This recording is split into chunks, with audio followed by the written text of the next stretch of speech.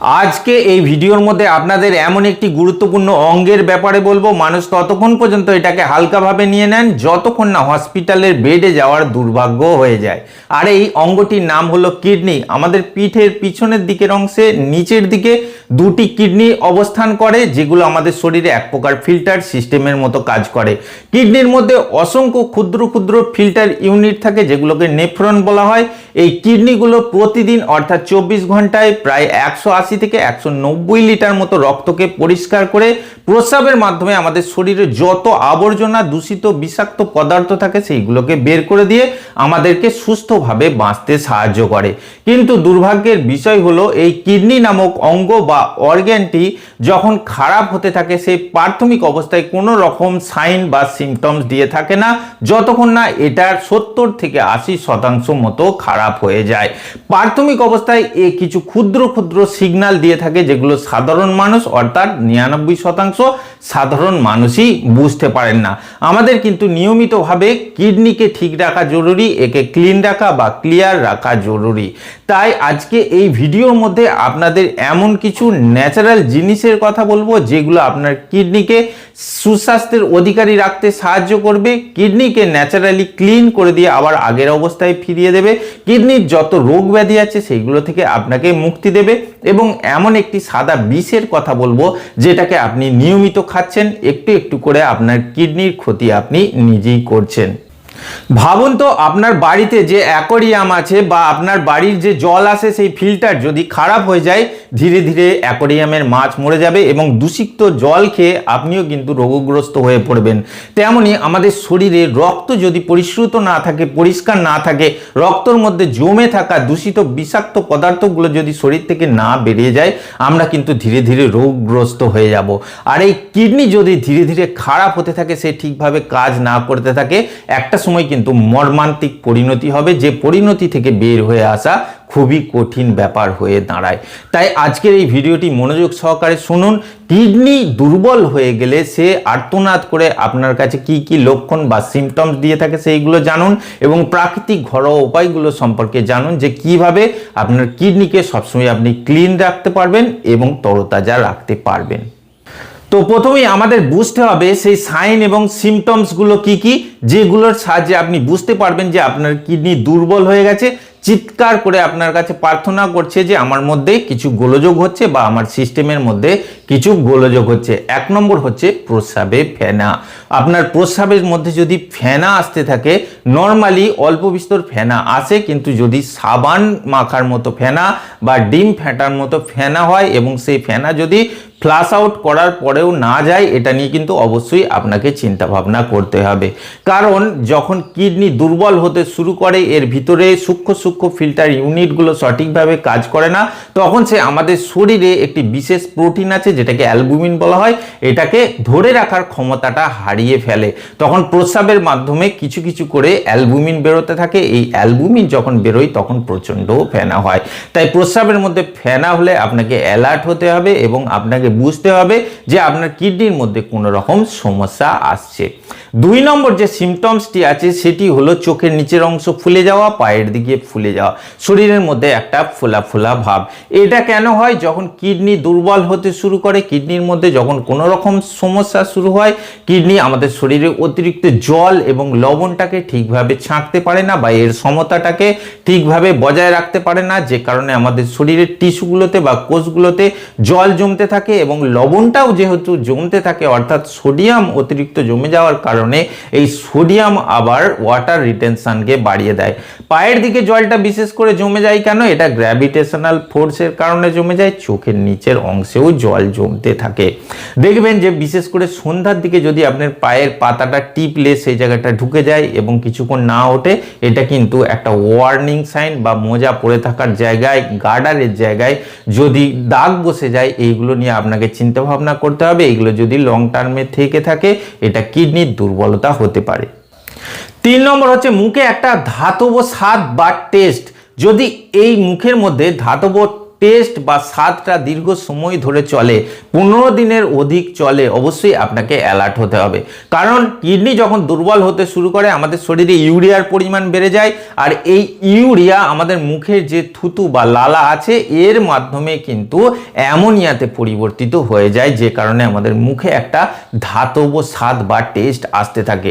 তখন দেখবেন কোনো কিছু খাবার খেতেই ভালো লাগবে না। আপনি যে খাবার সব থেকে বেশি খেতে ভালোবাসতেন সেই খাবার দেখলেও আপনাকে বমি বমি ভাব লাগবে বা বিরক্ত লাগবে বা ঘেন্না লাগবে। তাই মুখে যদি ধাতব স্বাদ থাকে সেই স্বাদ কিন্তু একটা ওয়ার্নিং সাইন যে আপনার কিডনির মধ্যে কোনো রকম গোলযোগ হচ্ছে। 4 নম্বর যে ইঙ্গিতটি আছে সেটি হলো রাতে বারবার প্রস্রাব হওয়া। স্বাভাবিকভাবে মানুষ রাতে 1 থেকে 2 বার প্রস্রাব করতে ওঠেন, যদি 4 থেকে 5 বার বা তার অধিক হয় এটা নিয়ে চিন্তা করতে হবে। কারণ রাতে আমাদের ইউরিনকে গাঢ় করার একটা প্রসেস কিন্তু শরীরের মেকানিজমের মধ্যে থাকে। কারণ আপনি ঘুমাবেন সেই হিসাবেই আমাদের শরীরের যে সফটওয়্যারটা আছে সেটা তৈরি করা থাকে। রাত্রে আপনার ইউরিনটা গাঢ় হয়ে যায়, যে কারণে বারবার প্রস্রাব পায় না। কিডনি যদি দুর্বল হয়ে যায় তখন কিন্তু এই সিস্টেমটা ঠিকভাবে কাজ করে না।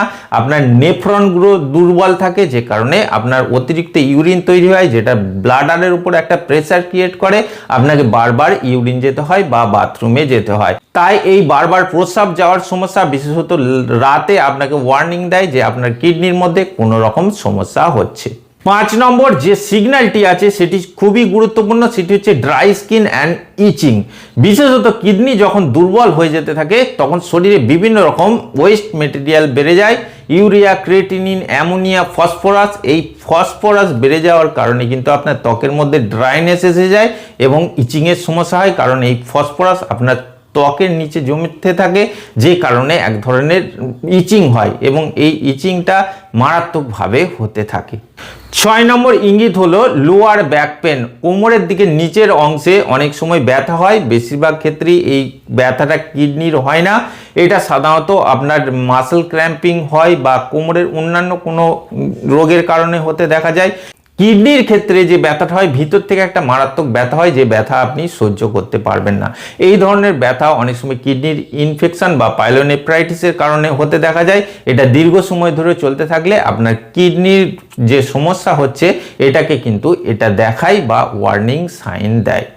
লাস্ট যে সিগন্যালটির কথা বলবো সেটি হলো লস অফ অ্যাপেটাইট অ্যান্ড নৌসিয়া, অর্থাৎ ক্ষুধামন্দার সমস্যা এবং বমি বমি ভাব। আপনি কিছুই খেতে পারবেন না বা খেতে ভালো লাগবে না, কারণ কিডনি দুর্বল হলে শরীরের মধ্যে ওয়েস্ট মেটেরিয়াল বেড়ে যায়, যেটা আমাদের মস্তিষ্কের উপর যেমন প্রভাব ফেলে আমাদের ঘুমের যে সাইকেলটা আছে সেটাকে নষ্ট করে দেয়, তেমনই কিন্তু আমাদের ডাইজেস্টিভ সিস্টেমের উপর একটা প্রভাব ফেলে দেয়, যে কারণে ক্ষুধা লাগে না, কোনো কিছু খেতে গেলে একটা বমি বমি ভাব লাগে। এই 6টি সিগন্যাল বা সিমটমসের মধ্যে 2 থেকে 3টি থাকলে অবশ্যই আপনাকে চিন্তা করতে হবে বা ভাবতে হবে বা অ্যালার্ট হতে হবে। এগুলো কিডনি দুর্বল হয়ে যাওয়ার বা কোনো কিডনি ডিজিজের ওয়ার্নিং সাইন হতে পারে, এর জন্য কোনো রকম চিকিৎসকের সঙ্গে আপনাকে পরামর্শ নিতে হবে। এইবার আসি সেই ওয়ান্ডার ড্রাগ বা ন্যাচারাল জিনিসগুলোর ব্যাপারে, যেগুলো ওষুধ ছাড়াই আপনার কিডনিকে আবার আগের অবস্থায় ফিরিয়ে দেবে, কিডনিকে আবার ফ্রেশ করে দেবে, নতুন করে দেবে, এক প্রকার সার্ভিসিং করে দেবে, আপনার কিডনি আবার আগের মতো নতুন অবস্থায় কাজ করবে। তার মধ্যে 1 নম্বর যে প্রাকৃতিক জিনিসটি আছে সেটি হলো রসুন বা গার্লিক। রসুনকে কিডনির বন্ধু বলা হয়, কারণ যখন আপনার রক্তচাপ বা ব্লাড প্রেশার বেশি থাকে, কিডনির ভিতরে যে নেফ্রনগুলো থাকে, যে সরু সরু শিরাগুলো থাকে, সেগুলোর উপর চাপ সৃষ্টি হয়, অনেক সময় ফেটে যায়। এ থেকে কিন্তু কিডনির দুর্বলতা বা ডিজিজ হতে দেখা যায়। রসুন করে কি, এর মধ্যে অ্যালিসিন নামক একটি তত্ত্ব থাকে, যে তত্ত্বটি আপনার ব্লাড প্রেশারকে কমাতে সাহায্য করে। কারণ এই অ্যালিসিন আমাদের শিরা উপশিরাগুলোকে কিছুটা চওড়া করে দেয় বা ডায়ালেট করে দেয়, যাতে আপনার কিডনির উপর কোনো রকম লোড পড়ে না, কিডনির নেফ্রনগুলোর উপর লোড পড়ে না, এরা রক্তকে সঠিকভাবে ছাঁকতে পারে। তাই রসুন আপনাকে খেতে হবে যদি আপনি আপনার কিডনিকে ভালো রাখতে চান। রসুন ভেজে খেলে হবে না, এটাকে কাঁচা অবস্থায় খেতে হবে।